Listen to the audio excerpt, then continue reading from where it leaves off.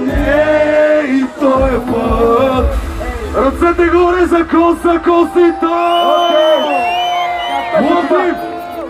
Ай, Коси, кажи! Ей! Аз казах Косито!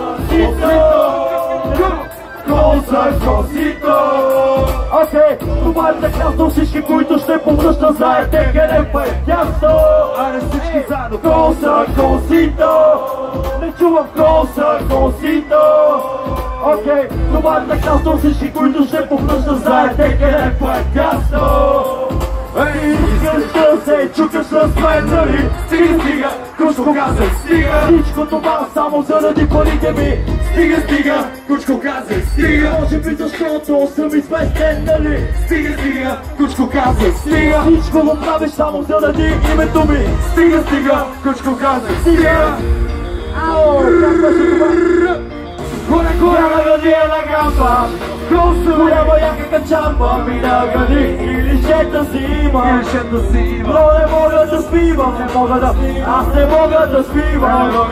Я на градина гамба, преди ми викаха гамба, но сега съм голям и направо не знам. Айде всички заедно! Гамба, я на градина гамба, я на градина гамба, я на градина гамба.